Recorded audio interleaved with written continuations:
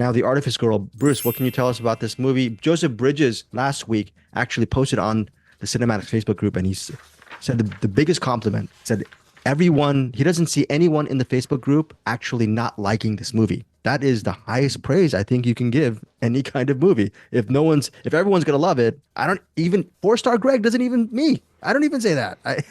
So does this movie work, Bruce? The Artifice Girl. What is it about? Well, I would say yes, for sure. This is going to be a hard one because I don't want to say a whole lot about it. And I'm guessing that Eric and you would both agree. We'll talk a little bit about it, but there's so much to be discovered here. Let's just say it starts out with two. What do you want to call them? Special. It agents? says here Agents. Yeah, the special agents. Yes, two agents bringing a guy in for questioning, and you have a feeling it's kind of like bringing him in for, is he doing online, like, is it pedophilia? What's he doing? They're basically going to get him in trouble for what he's doing. That's what you think. And then it takes a turn. Mm-hmm. Yeah, which, very good, Bruce. It takes a turn and you discover he's doing something different than you may think he's doing, which totally recontextualizes the situation. I can see Erikson come in with something here. Go for it. I was going to say, I'm looking at the IMDb. It says exactly what he's there for. So I think we can say it. Not really. After teaming up with the program's troubled developer, I think the first act, Bruce, what you were saying was kind of cool. We can say that they team up with a troubled developer. They soon find that the AI is rapidly advancing beyond its original purpose. So okay, I thought that's what you were dancing around. It says it right there on the AI. Yeah. The AI stuff. Yeah. So this movie's The Artifice Girl. You can call it the AI girl. So the issue is about AI. Can AI do this to help with online problems, with maybe predators on the internet? That's right. A premise behind The Artifice Girl. It's broken down into 3 chapters. It's directed and written by Franklin Ritch. Lance Henrikson makes an appearance in the movie, and I haven't seen a ton of Lance Henrikson movies lately, and from my recollection, it's just a really awesome performance from Lance Henrikson. Don't want to say who he plays, but he has some really good stuff in the movie, and the person who plays Cherry, Tatum Matthews, aka the Artifice Girl, she's fantastic in this movie. This movie is exposition laden, and it's one of these things with so much dialogue, could be boring, but it's completely not. What did you think of this movie, Eric? I love this movie. You have the short story, I have no mouth and I must scream.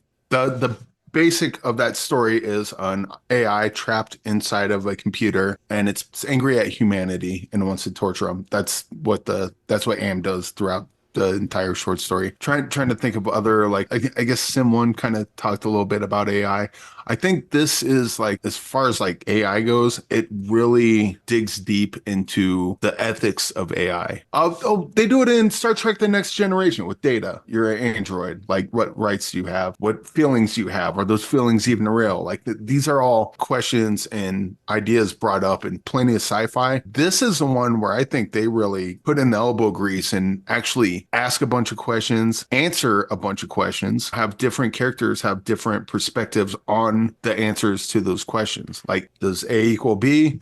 Yeah, I think so. Well, I don't. Well, why not? And then you listen to both of them go back and forth, and it's like, I mean, you both have a point. And I think with technology going the way it is, this is something we'll probably have to deal with at some point. You know, when technology gets to the point where artificial intelligence appears to be sentient, do we have to start rethinking of them, the AI, as tools? And do we have to start thinking of them as people? Do they have rights? I don't know. That's just one question. Like, there's like a whole wide thing. And the fact that they can get all that done in such a short amount of time. And I think that's why it's not boring. It's people talking, yeah, but the stuff they're talking about is damn interesting and really kind of tickles your brain.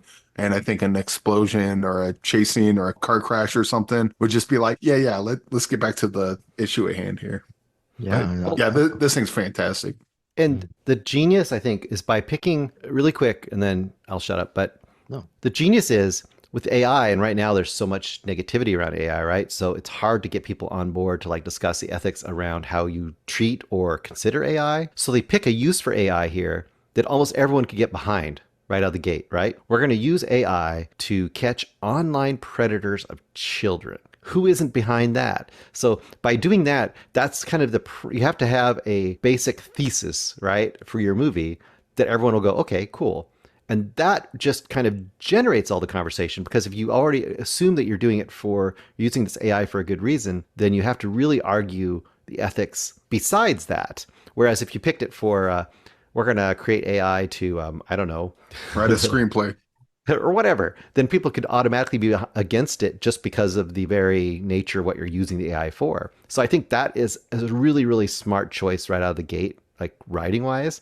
And this movie is all about, like you said, about ideas. And I thought that's why you would probably really like it, because it's not a courtroom movie, but it debates, it has the back and forth, the debates and the arguments and whatnot. It debates the ideas, and it deals with ethics, and it deals with right and wrong, and it deals with morality in the same way that courtroom movies that are done right do. So it tickles the same part of your brain, I think. And I think where the Artifice Girl, like the problems I mentioned that I had with Late Night with the Devil, even though that was enjoyed Late Night with the Devil, but I had issues with the skeptic there because I didn't believe the arguments. Like I don't believe that that's the steel man that you write for that character. The Artifice Girl has characters that do things I kind of side with, and they have things that I don't side with, but I think all of those arguments are sound. It's not the writer setting up a straw man that another character can knock it down. There's none of that here. Right. So the Artifice Girl, again, a lot of exposition. It's broke down in 3 chapters, and what's great about it is, bottom line, it talks about all these issues, but it engages the audience into the actual story. It pulls you in to what they're feeling, what they're going through, the issues. This is a great gem that we unearthed this year. And it's one of those things I wish if I could turn back time, I had the email about the Artifice Girl, would have loved to have interviewed the director. Maybe Eric would have loved to have done that, as well as the actors. I haven't seen, other than Lance Henrikson, I don't know any of these actors. And they all did fantastic work in this movie.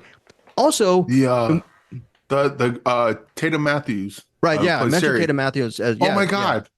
She's amazing. She's amazing. I mean, we're talking about more her and spoilers for sure, but she was fantastic in this. They're all good. And there are surprises throughout the narrative as well. So we'll get to that in a second. But yeah, ratings on.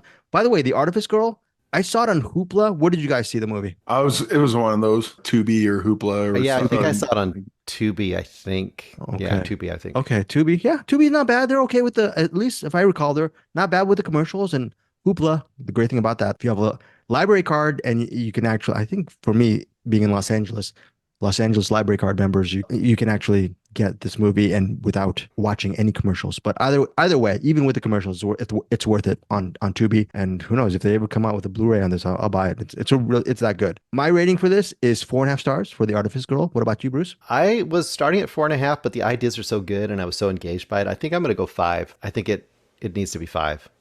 5 stars. People need to watch this one. Okay. Eric Holmes? I can't remember what my top 5 was for 2022, but I have a hard time believing this would not have been in my top 3 favorite movies of that year. Right. 6.9 stars all the way. Yeah. Wait, there's a little girl. It's 5 stars. It's 5 stars. 5. Right. 5 stars. 5 stars from Eric Holmes. Yes, of course. But it's really 6.9 because it's that good. It's quite the banger. Yes. Again, Eric was mentioning 2022. I think that's when it says on IMDb 2022. It was actually released in 2023. We're talking about it here in 2024.